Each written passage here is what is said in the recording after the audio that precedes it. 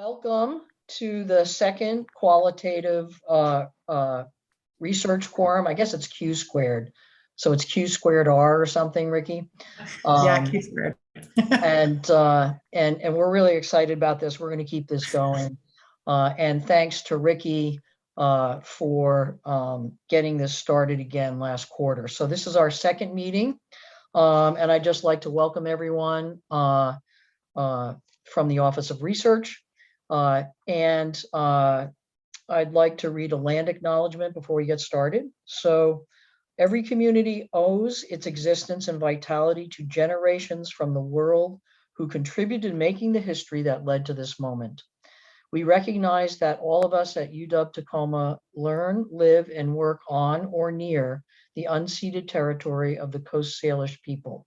In particular, our campus is situated on the traditional lands of the Puyallup tribe. As we gather virtually, we also want to acknowledge the lands of the Muckleshoot, Nisqually, Squamish, Snohomish, Sammamish, Duwamish, and all traditional lands on which we live and work. We want to acknowledge the histories of dispossession and forced removal and reflect on this history in ways that honor the memory of those dispossessed and keep us committed to the cause of social justice for Indigenous populations. Thank you for joining us today. It's all yours, Ricky. Thank you, Cheryl. Welcome to our second meeting as we are reviving the qualitative quorum. Today, just on the agenda, a few things. One, if you do not know about the listserv, we do have a listserv that you can join through our mailman system. So the link is there. You can go ahead and find that. Also, we're going to focus today on the QDA software, the needs that people expressed during our last meeting and also during a survey that was taken by the technology committee on campus. So I'll share those results just to give you all a sense. And then also Chris Fuentes is here from Information Technologies, and he also provided some information on software. So I'll share that here as well. And now I thought I'd open it up for like discussion or questions while we have Chris here, things to put on the radar. And then also what people might want to talk about for spring quarter focus. That'll be our plan for ending. And then just as kind of a side note, last note, who are we? Feel free to add your name, email, and interest to this list. We did create a list further down this document. I'm going to go ahead and add a link to the document in the chat for people. Here it is.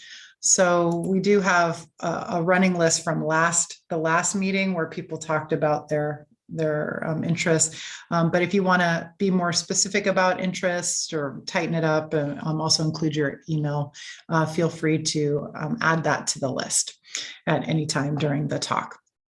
So I thought I'd go ahead and start with, I'm on the wrong page here, start with the campus needs survey that was shared with us just to give you a sense of what came out of that. And I'll just kind of put this in presentation mode for a moment, slideshow. So as you can see, this was the one that was sent throughout campus. This wasn't just in our last meeting. NVivo is the most used software, followed by Deduce, and then Atlas TI and Hyper Research, and then kind of here are a few of them. So this was our the information we have so far. I personally started using NVivo and I was trying to figure it out, which was what made me want to create a community. But I also have used Hyper Research. Software support that people said they would like to see. As you can see, NVivo was, again, the highest, probably because more people are using it. But again, Atlas TI and Deduce were also ranking in there, followed by Max QDA. So if you use any of these softwares or are thinking about using these softwares, this may help you figure out what's going on in terms of what community there is on campus. Obviously, the N here is only 22, and we have a lot more faculty on campus. So I'm sure if we had more people take the survey, we might have a better idea if this is truly the biggest need. But I will let Chris talk about this too, after I just kind of show you what we found. People are also using Grammarly. They asked if people were using Grammarly for writing, and it looks like about 22%. I'm in writing studies. I never use it or suggest it, just as a side note. But it sounds like there must be interest in that. And that wasn't QDA, but it was part of the survey. And then there's some comments and questions. I'll leave those up here just to, as Chris talks, and I turn it over to Chris. The software sheet that Chris sent around, we also shared after the last meeting. I'll just leave it up here, but it kind of breaks down what the different costs are per users, and I can drive this. But Chris, I'd love to hear your thoughts, since we invited you to the last meeting and then didn't really have enough time once we got around the room to really break this down. And now we've gotten some information. So kind of what's your sense? What do you know? What can we learn? Yeah, definitely. I mean, you could tell from the survey how multiple tools are being used, but Navivo is kind of the more popular one, most likely because of the functionality it provides and the, I guess, limited support that they also have. The thing with selecting the tool, as you can read through some of the comments, is there's different things you want to think about. Obviously, which tools are actually going to satisfy the work that you need, but one of the other items are, is this going to be a short-term or long-term use?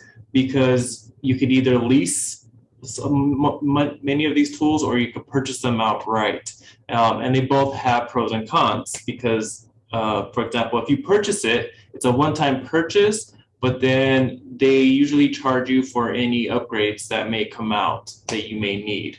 So that's something to keep in mind. If you purchase it a one-time purchase, sometimes you'll see a new release come out, and you would pay the additional cost for that release. It's usually cheaper if you already have the license or the actual purchase license, but that's just something to keep in mind. Whereas if you leased it and you're paying by month or by year, you also receive all the latest versions and updates as they come out. So something that I noticed as I research a lot of these tools, they have that new working model that allows you to lease it and keep up to date on the software itself, or you could purchase it and then purchase additional releases in the future. Not all of the tools have a one-time purchase. Some of them may only do lease. And all this information was when I collected it, I guess now 2 months ago. So prices may have changed, but just it's more to give you an idea of the range of costs and how they compare, as well as how they're supported on devices such as Mac computers versus Windows. Obviously, there are some free-based tools like Ticket, but it's very limited in terms of the services they provide, as well as based on what I've heard from some people, they've had some experiences where their data may have gone away, or they've had issues installing. So it's definitely something you want to keep in mind, and making sure you're backing up your data every time you're using some of these free tools. We don't have much experience with providing support around the free tools, because they're generally given out, installed by the user, and we're just not aware of it. But we are obviously here to help purchase the other items that do have a cost, and we keep track of that, of who has what across campus, if they've gone through us. And that's another reason why we did the survey. We just want to see who else is purchasing some of the tools, and try and get a better idea where the popular tool lies.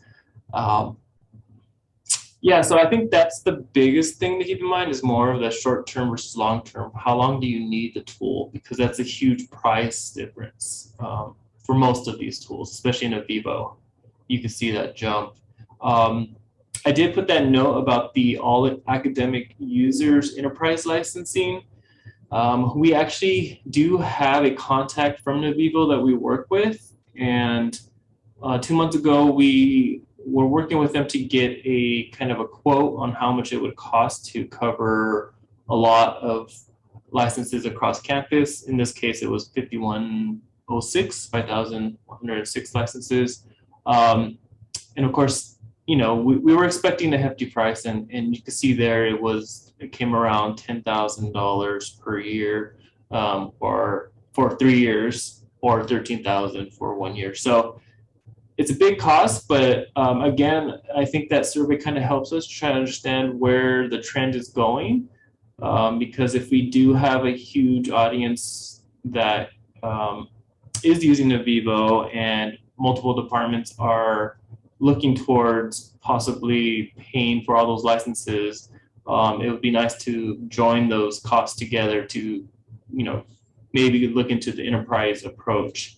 But we do have that quote, and we do stay connected with our contact at Navivo just in case we want to move forward or we want to discuss other options. But I thought I'd include that just so everyone is aware that we do have those options of doing enterprise purchases, but it does require some collaboration to make sure that we have enough departments and funding to come in to pay for those. But I thought we just... Chris, can I ask this question? I mean, in looking at this number just for in vivo, for example, and then obviously people can ask about any of these other tools, and I'm happy to scroll through them, by the way, if people want me to look at them. And Huatong, I see your hand, so we'll get to you next. So this academic user enterprise price, it looks like at $10,000 for 10,000 per year, for 3 years, that's kind of a break even at 11 users. And based on that survey, I get the impression there might already be that many users on campus. And knowing how many people only took the survey, do we know that there's actually, like, how many people are, for example, already using in vivo? And is the problem that they're in different units and different units have to pay rather than one big campus cost? I guess it seems to me that this may be going on. Yeah, I think that, well, that's one little question. So I haven't looked into detail about the survey results, something we are looking at hopefully analyzing. That's a good point too, is all those licenses that people have reported in the survey, where's that funding coming from? Because that, is it being funded by a research grant? Is it being funded by the departments? Or did they get it through another kind of grant opportunity? So, because that's where it gets kind of tricky, is again having to do that collaboration and trying to figure out where can we get the funds to come in so that these licenses are available to a lot of people. But I think that's definitely something we are going to look into in terms of, now that we have a better idea of where a lot of the tool purchases are lying right now, which is obviously Navivo. I definitely think it's something that we should explore. And like I said, we are in contact with our representative at Navivo. We just got a new person this month. So we're going to continue those discussions. And I think definitely that's going to play a role in knowing what we're paying for now. How can we move forward and possibly doing an enterprise license, if that's going to be something that we need moving forward and whatnot. Great. We'll go to Huatong and then Matthew and then Cheryl. So Chris, I want to ask you a question. If we're going to move to enterprise version, do you think when it might happen? Just want to get a timeline. I know that's not decided yet, but if that will happen, so based on your current estimate. I'm not sure yet. I think we definitely still should have follow-up discussions. Yeah, because it's going to have to be a collaboration between the departments that represent those who need Navivo licenses. yeah, it's a discussion I haven't had yet with our leadership as well as other leadership across departments.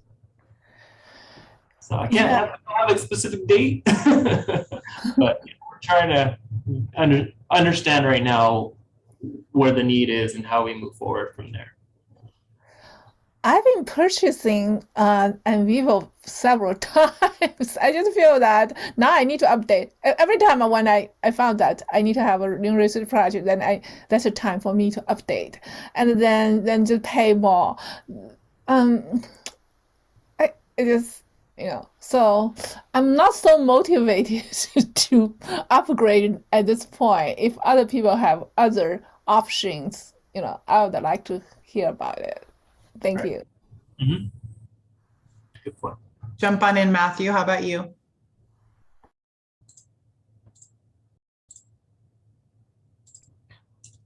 Using the old space bar trick. Is it working? I don't know. Can you hear me? I just want to make sure that the mic is on because I can't. I'm having trouble with my system. We do hear you. Yeah, we hear you. Okay, so I would like you to add TAM's Analyzer to this list since it is actually developed here on our campus, was supported by Tabitha Hart for well over, I don't know, it felt like a decade over at the Center for Social Science, Computation, and Research, and it's open source. It's free. It's for Mac OS, so it's limited in that sense, but it has both single-user and multi-user options available and is ridiculously overloaded in features to the point of challenging usability, if anything. That was Matthew TAM's OS. TAM's Analyzer. TAM's Analyzer.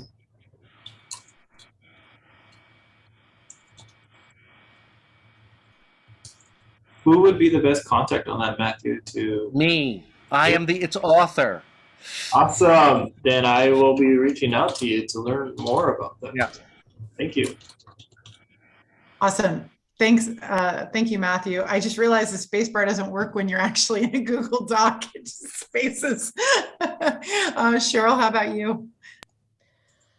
Yeah, so this is actually, the NVivo thing. A year ago, September, when I first started in this position, one of the things requested by some faculty were looking at a site license for NVivo. And so that's actually what grew out of that was a request from some of the members of the technology committee to actually get a read on who's using NVivo. And I tried, we got a list of a few people put together. Like Ricky said, you said it's an 11-person break-even point for that 10K a year. Is that right, Ricky? I didn't look at the numbers flew by, so I didn't do the math. But yeah, let me pull it up again real quick. It depends on whether it's the 1 year. It looks like the if we do it for 3 years, it's 10.5K, right? And for 1 year, it's 13. But if you look at the cost, it's like $850 per person, usually, at least for a Windows user. It's cheaper for Mac, apparently. I didn't realize that before. But I was like in my head thinking, well, if you're close to $1,000 per license, then you're pretty quick at 11. And, everybody's been purchasing it, I think, out of their own. I mean, I used grant money, professional development funds kind of thing. Right, or professional development funds. So, and we have users actually. I know we have users in nursing, social work, education, SIS, urban studies, SET. I'm not sure about business, but I suspect we do. Those are 7 units. And if you took that, 10K divided by 7, and even if you weighted it, that's not a big chunk of change for programs to support. You're looking at, $1,500, right, or whatever, for a school to pay annually to support this license across campus, which allows, it would allow faculty and students. Is that correct, Chris? Yes. It's unlimited licenses for access on campus. The way they worded it is FTE. So 5,000 FTE. Yeah, like we're not going to hit 5,000 FTE. No, we won't. So, and do you download that on your individual machine, or does it have to be on a campus computer? I think Yeah, I'm kind of curious. Usually, I mean, it's normally on your own computer. So, Chris, do you know if it's different when it's an institutional one? Is it? I think it is a server-based license. I'll follow up on that with our representative. Yeah, would you? Because that is of interest. So how people access it and store their data, because often we have to store our data in a secure way for a lot of these studies. So how we access it and how we store our individual studies data would be very important to us. And as long as we and students have access, that's great. Yes, we have the capability to remote in and use the software there. However, your data should be able to remain secure at whatever safe location you have designated with your project. So I think that's something we need to find out. I think I can, Chris, between you and I, with this group's backing, we can approach the individual schools once we have all this information and say, look, this is a need for many of our faculty, and we need to get some better numbers on how many people are actually using. And but it's the kind of resource that I think if it's there, more people are going to use it. I did interviews with a lot of incoming faculty, where we're doing searches, and a lot of those faculty use some sort of software like this, not necessarily in vivo, but they would need access to this. So there's only going to be more people that need this, not less. So if we can find out the details of accessibility and security of data, and get a better handle on the number of people actually using this type of software, because other people may switch if we have it for free, right? If we offer it as part of a support for faculty across campus to do their scholarship, like we have ArcGIS or SPSS or whatever. This is one of those tools. And we just have to justify it. And then, maybe I can take it to the deans.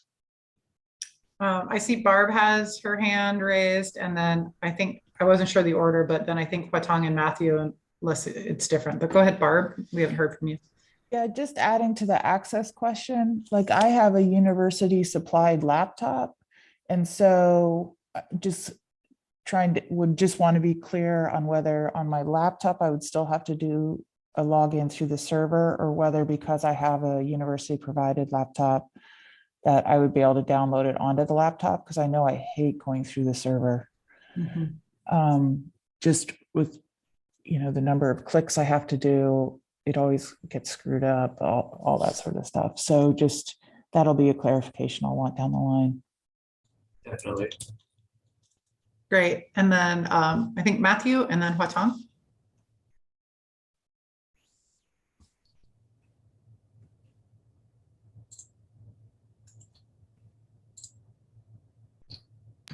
I went next. Oh, you're unmuted, Matthew.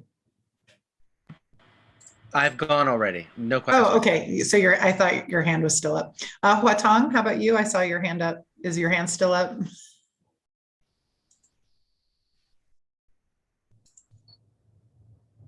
I don't see Huatong actually. I'm like looking. Maybe we lost Huatong. Okay. Where'd she go? I don't know. I know. I was like I'm trying to expand my box. Maybe she hit the wrong button. Maybe she hung up while she was trying to.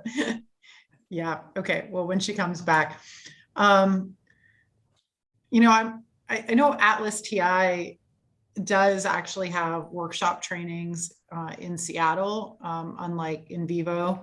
And I kind of thought that maybe more people were possibly going to use it for that reason. But again, that one's also in that same price point, right? It's this one's also, what is it? I'm actually kind of confused about the pricing on Atlas TI. 10 users, is this institutional, this web only annual? So you're looking at the lease cost column. So that's just a lease versus the right column is one-time purchase. Oh yeah, 750. Yeah, got it. Okay. So and then they have a web only version, which is the $20 per month, which means you can only access their cloud version versus I think the annual allows you to download it too. So. Oh, I know what I was curious about. So I know a bunch of people had purchased Deduce a number of years ago, and they were talking about having like lost data because they no longer had access and stuff. Did you get a little bit more about that, or do you know more about how Deduce is working for people who are interested in that? There's definitely some users on that. Yeah, I do not have information on that. I don't think we asked that in the survey either, but yeah, I'm not sure. Emma, you're here. Were you part of that group that had gotten Deduce? Not to put you on the spot, but I thought I remembered you talking about that. Oh, now we lost Emma. She's like, I'm out. Maybe she also went to press the microphone and she dropped. It's that kind of meeting. There we go. So just out of curiosity, since we don't have a huge meeting like last time of the people who are here, maybe we can hear a bit about what kind of research that people are doing just to get a sense. You know, Barb, Matthew, and Anindita, I think you were here last time. Yeah, is that right? Yeah. Will you just give us a quickie, like what you do and what software you're using? Yeah, and kind of where you're at course. with it? So my current project, I'm actually currently transcribing data, and I keep going back and forth between if I should get NVivo or if I should just continue doing track changes on a Word document. I'm also working in a team, so I just put in like an NVivo license on a research grant that I applied for because it is expensive. But the project that I'm currently working on is it's a domestic violence project. So I interviewed providers and survivors in the US and in India, and I have close to 8 focus groups and several in-depth interviews that I did. And yeah, just getting ready for a presentation end of this month. So I'm currently looking at data and coding. So just wondering, I did use a little bit of Atlas TI when I was getting my PhD, and since the license is much lesser for that, I'm wondering if I should opt for Atlas TI. So yeah, pretty confused. Yeah, and looking at their, as I pull up those numbers, yeah, like it's $850 for NVivo, $750 for Atlas. It's about $100 difference, at least from the basic ones. I haven't used Atlas TI, so I can't speak to that. I got NVivo partly because I knew it was also, I had another person I was working with. I was working with Carolyn West, and she also had the program. And so since we had a collaborative project, and NVivo does support collaborative project work specifically.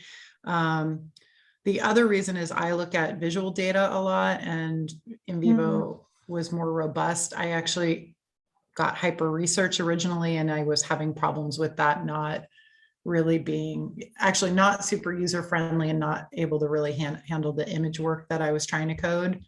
Yeah. The other thing that NVivo I'm realizing is doing, and I know I feel like I'm selling them even though I'm still learning the software. I think it's just because it's where my brain is. They have an interesting deal now with transcription, and that is that they have I think it's something like 300. Oh, Barb, okay, you have to go, but she wrote a little bit here. You can get transcription for like unlimited transcription for a year for I think $300 or something, or $400, which is insane if you have a lot of data to transcribe. But then you have to deal with your IRB stuff. Are you able to share it with other people, that kind of thing, or do you have to be the only one looking at the data? So that kind of made me go, oh, because they also have a transcription tool which is integrated into the software, and I don't know if Atlas has that or not, honestly, since you said you're transcribing a lot. Yeah, so at this point, because like all my data was recorded, I'm also looking at a lot of like recent methods articles, and some researchers are also just suggesting that you may not have to transcribe verbatim, and as you listen to the recording, can you code the recording instead of like a written transcription? So that's also something I'm considering. Say that again. Can you code the? So instead of like me reading a transcript of the recording, I watch a recording and I code as I'm listening to it. So I put in like timestamps for. Oh, yeah. NVivo does have that. I know it has it. Really? Yeah. Oh, good to know. It's and I think if you go to there's a bunch of tutorials. They have a lot of tutorials online. You can see how it works and see if it looks like it's friendly. But I haven't used that yet. Yeah. I've continued to deal with other ways of dealing with it.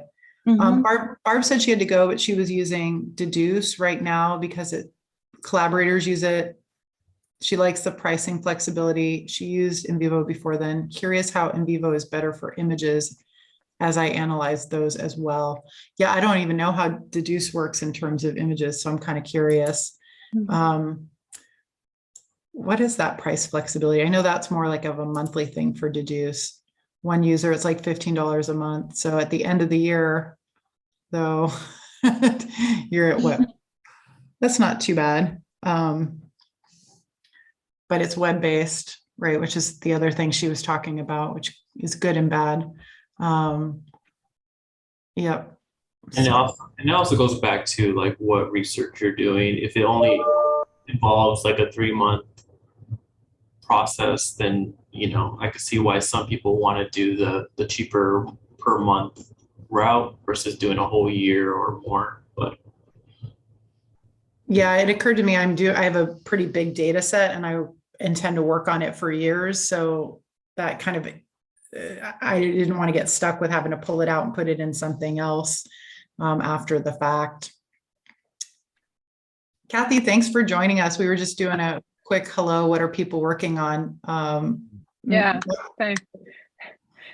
I'm thinking about doing stuff, but I'm just trying to learn what I can. I just was in a meeting of our fellow nursing faculty retirees.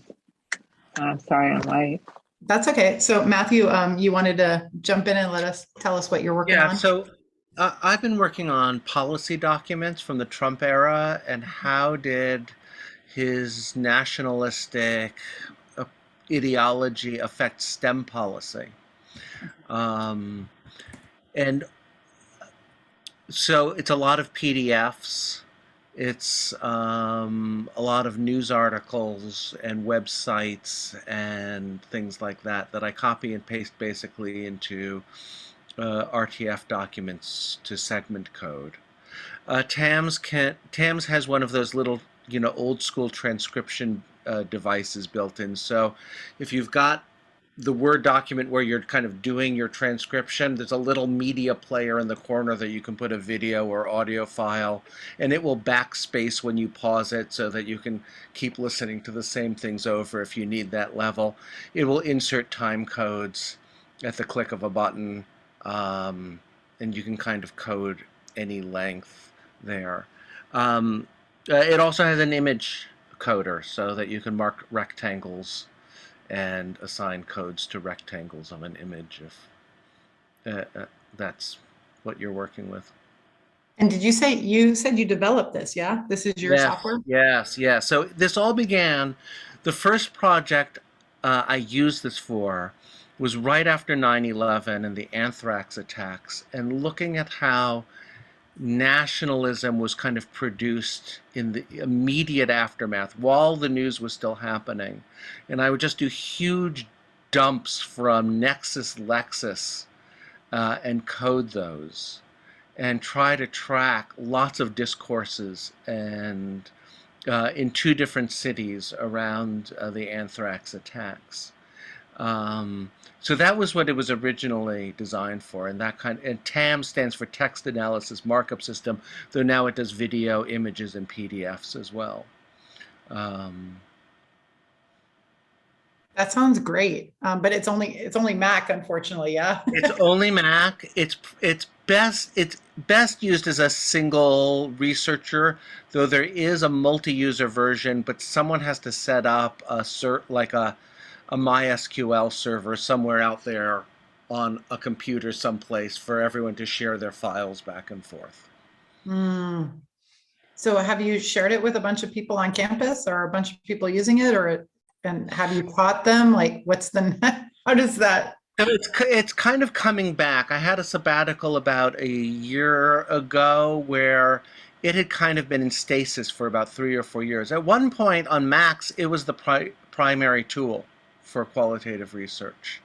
And then enough of the infrastructure of Macintosh operating system changed that I couldn't keep up. And I really needed release time to update it. It's now updated. I am going to be doing trainings on the qualitative research, Facebook, SIG.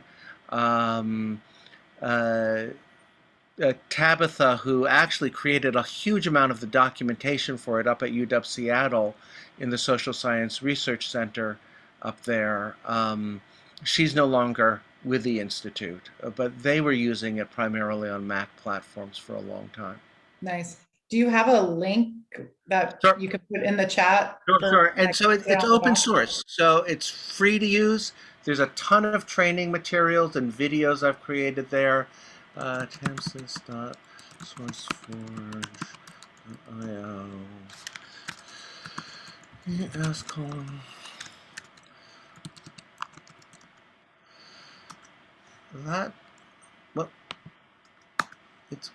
Sorry. For some reason it decided I can only share with individuals. I cannot share. I'm going to share it with you, and then you'll have to share it with everyone else. Okay. Awesome. I can do that. There it is. Okay, cool. So if you click on videos there, that'll get you someplace. See on the left side?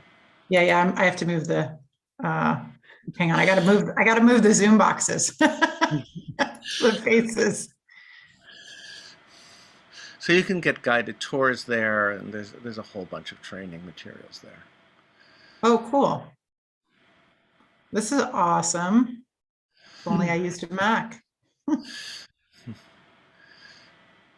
I know you're secretly saying, ha ha ha, yes, if only you used a Mac. Yeah, exactly. All right, here's the link. I'll put that in there too for people. Great. Kathy, did you want to say hello and say what you're working on? Oh, I'm not. Oh, like you're I not. said before, I'm contemplating whether I want to get back in this game or not. Got it. And Sure. yeah, I have some possibilities of working with some colleagues, but yeah, I wanted to see what the latest tools were. Very cool. Cheryl, do you use QDA software at all? I mean, I know you're a scientist and do much more quantitative stuff, but do you use qualitative data stuff? I do not.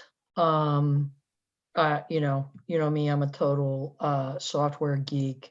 It fascinates me, the software, but I don't use it explicitly. I use a lot of other packages on campus, things like SPSS, ArcGIS, Tableau. I've been going to the Tableau workshops that Chris has been running. So more data visualization when the data is actually number based as opposed to qualitative. So I don't actually use it. I'm just trying to get this resource readily available across campus for faculty that do use it, because a number of our faculty do this kind of work.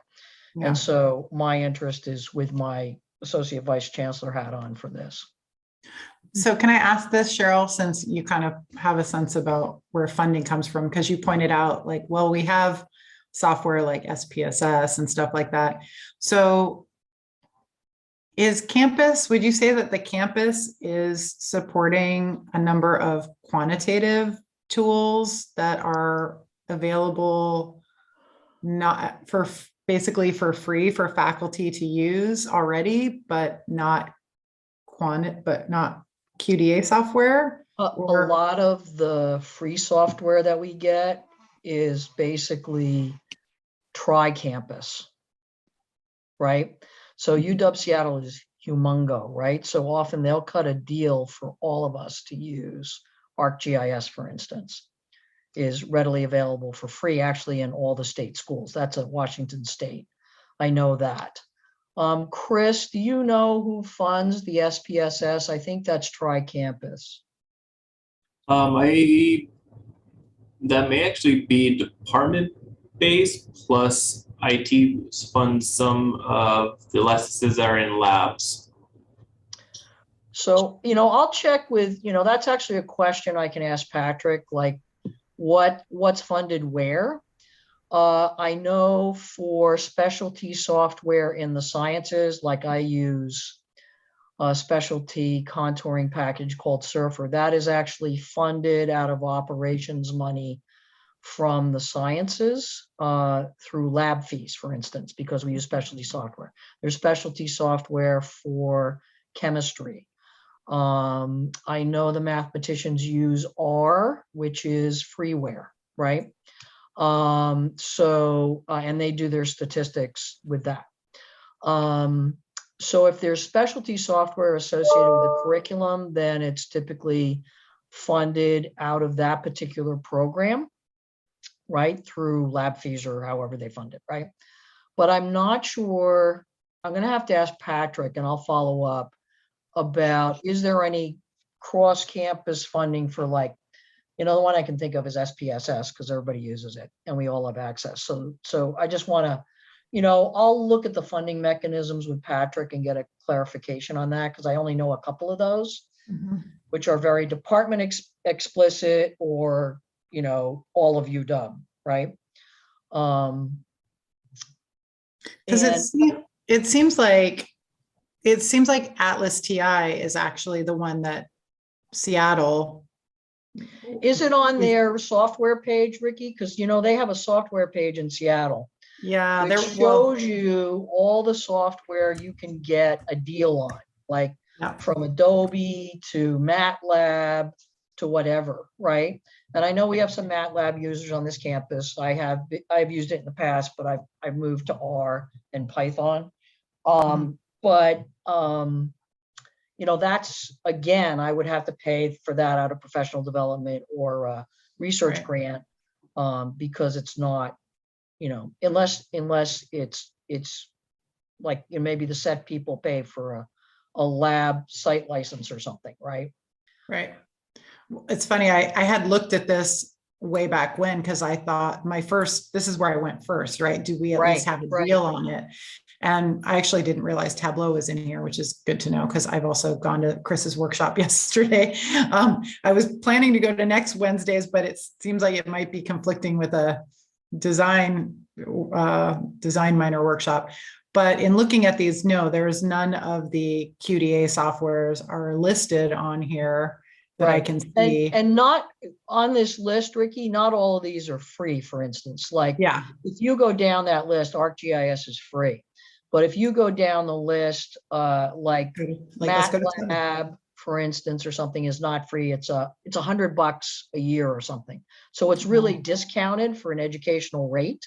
So you get a huge discount, but it's not free. So some of these are free and some are, you pay $100 a year or something. So it's not onerous. It's much more affordable with the agreement they have with whatever that software company is. So Atlas TI isn't even on there. No, it's not. But I remember going somewhere. I'm trying to figure out where it is now. They were doing workshops. UW was doing workshops around Atlas TI. Well, try Googling on the UW webpage and look for Atlas TI. See if it comes up anywhere. Yep. Since you're screen sharing. Yeah, I'm trying to get to the right page. Let's see. Looks like, let's try in academic technologies first. Let's see, I may have to go to the larger site. Okay, I have to go to the UW site in general. Let's go to UW.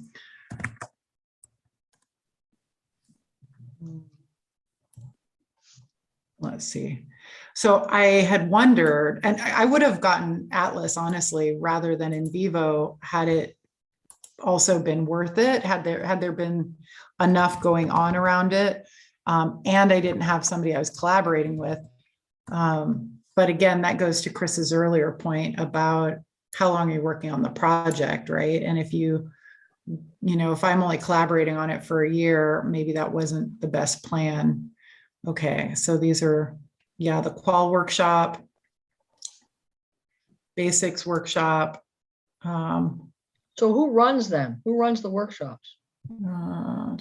This one, it looks like this is through the Jackson School of International Studies from this website. But let me go to the other one. UW Libraries. Yeah, it was through the libraries. That's what I remember finding. Let's see. You go to UW Library events. Okay, now I'm not seeing it show up because it's it's probably in their archive or something, right? Yeah, it's an old event. But you can see this was go to UW Library. This was a libraries event. Computing and technologies, students to get a discount. Human-centered design. So anyways, my sense was in doing my research on this a while ago, and I see something. So what if you put in vivo in there? When I did that, there was nothing. There might be now, but there wasn't before. Watch, it'll just be our event. Center for, please make sure to use in vivo. This is a demography and ecology, analyze visual data. Health sciences. A library too. Yeah, a library as well. Health sciences. So wait, there's an IT Connect software for the U. Yeah, but we went there and it wasn't on the list. That's weird. And it's not in the name's not showing up in the list. Guides, home library guides. So my sense was they stopped doing workshops around the pandemic around Atlas. So then I wondered if there was something going on. So this is the library page, research guides. Okay. So it looks like there's a page on They there. have both. They if you look up there, Ricky, they have both Atlas TI and NVivo. Yeah. Through their terminal server as well as software not used. Okay. But this is through CDDE computing account. Yeah, you have to create an account with them. I was looking at that earlier. So do you have to be a student or a faculty in the Center for Studies in Demography and Ecology? It looks like they may own this. They may host it. So what is that center again? Ricky, I gotta write that down. Center for Study, I'll put this link in the page for you. Yeah. Center for Studies in Demography and Ecology. And we're almost out of time. I see it's almost 1:20. It looks like at this point it's just you and me. But Anindita, you and I are probably Emma's back. Emma's back. Emma's back. Emma, hi. Hi. Sorry, I was having internet issues. We were like, Emma, what do you think? Like, sorry, you mentioned Deduce last quarter, and I'm like, she's gone. Maybe she also right after Huatong too. Yeah. No, I don't use Deduce. I use Atlas. So, and I get it through a colleague who has a department that has bigger pockets than we do. She just gives me a license for it, so I don't really need it. But I am interested in more training around it. But I think I don't know. I don't know. There's so many different tools out there. I just don't know if we'll find something that meets everybody's needs, right? Yeah, we were trying to search to see if they were still doing workshops because I remember seeing there was quite a bit more support for Atlas TI workshops, but now we're not finding them. Did you see a bunch of workshops that were supporting Atlas TI work? Or yeah, not at the university, but like just out in the world. Oh, I actually saw them through UW before the pandemic. They were doing it, so I wondered if they were if this was the one that they were wanting to do, like a site license for people, clearly, if there's one or two, it just surprises me that as big as UW is tri-campus, that there's not a good system for like at least having one, just like there is with SPSS, that there's at least one qual software that they can have enough of an institutional license that even if it means faculty can purchase it even yearly at like the half, that it ends up being almost half price by the time you have enough people. Did someone ask Chris this, and maybe someone did when I was off, but like, is there an opportunity to get in on a site license for UW in general, not just our campus? Like, you've got to think there are Seattle departments that are paying for multi-site, or is it? Well, Yeah, I mean, I definitely, so when it comes down to enterprise licenses, it's always based off FTE or how many people. So once we include Seattle, then then obviously if they could cough up that price, then yes. And I think that's where the biggest struggle too is like Seattle has to do this investigation to see if it's going to be, it makes sense for them, and if they have enough users to actually move forward with it. And that's an effort in itself too. well, it might be a reverse problem for them because it allows 5,000 users and they might exceed it. Oh yeah. Because our quote we only did it for 5,000. You could go higher, but then of course cost goes higher. Right. So, but if we split it with all three campuses, it might go down. Or the other option is you could split with Bothell, which might be something we've done other things with Bothell and not Seattle. That's another opportunity. And I regularly speak with the Office of Research in Bothell. So let me put that kind of on my list. So the first thing I'm going to do is talk to Patrick about software and how it's funded, various types, and what kind of models we've done in the past. And then I can bring those models back to this group with some recommendations for how we might want to proceed. I also already emailed Julie Missoura to see if we can get a distribution. Now, I know we only had an N of 22, and I know we have more people using this software, these software packages on our campus. But I asked Julie Missoura if she could send me a distribution of schools where the faculty that are using this are from, because I think we have it across all schools, to be frank. I know we have it across 6. The only one question I have is business, and I think some of the business faculty use it, like Margot Bergman, for instance, does a lot of this kind of work with the community. So I suspect she uses this as well as other analytical software. And the librarians. I'll check with Patrick, and then I'll go from there and maybe talk to the people at UW Bothell as a starter. Cool. I'd love to, Emma brought up Tag It. Love to hear, you said you have a little bit to share on it. Yeah, I think, Tag It. So TAGUETTE. And I put the link, and maybe Ricky, you could send, or maybe it's already in that spreadsheet. Yeah, I put it in the spreadsheet, and I'm putting it on the screen share right now. This tool, my collaboration team almost went with this tool until somebody swooped in with the big Atlas bucks. But it's really, really good. It's pretty simple, but it's free. It's web-based. And so I'm always looking for tools where you can collaboratively code with people, because that's what we do. But I really would have, it was either like, if it wasn't for that Atlas license, we were going to use this tool, and it's pretty great and pretty simple. So I guess I'm saying that to whoever, Ricky, whoever's interested in this, or like if they really are cash strapped, it's a pretty good alternative. Question. Where'd that link go, Ricky? I can't find it. Could you put it in the chat real quick? Emma already put it in the chat. It only goes but to she your can only friend. chat to you. Oh, I see. Okay, hang on. It's And also, then I also put it in the Word doc too. So here you go. yeah, it's also in the PDF that I provided. Thank you. Okay, great. And then Anandita asked, will IRB be okay with it since this is web-based? Did you? IRB has never, in the almost 20 years I've been working with the UW IRB, they've never asked what tool I use. Yeah. So I think you just have to make the case that it is on a secure server. So, or that it has to be secure in some ways. And I have not had a problem with that. Like Deduce had that big meltdown where they lost a ton of people's data. So I think web-based, there is always something to be concerned about that, but I've never had a problem with IRB. That's becoming the question about cloud-based for transcription stuff too. Yeah.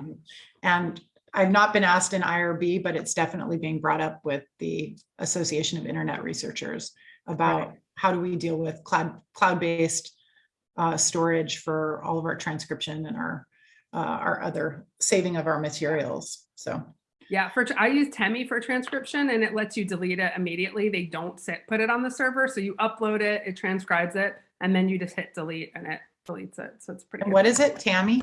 Temi, Temi, and it's pretty cheap too. And sometimes that is the benefit for enterprise licensing. Usually when you do a contract that big, there's extra precautions put in place around data security and, FERPA and all that stuff. So there are benefits of having a larger contract out there because there's more protections involved most of the time, depending on the software.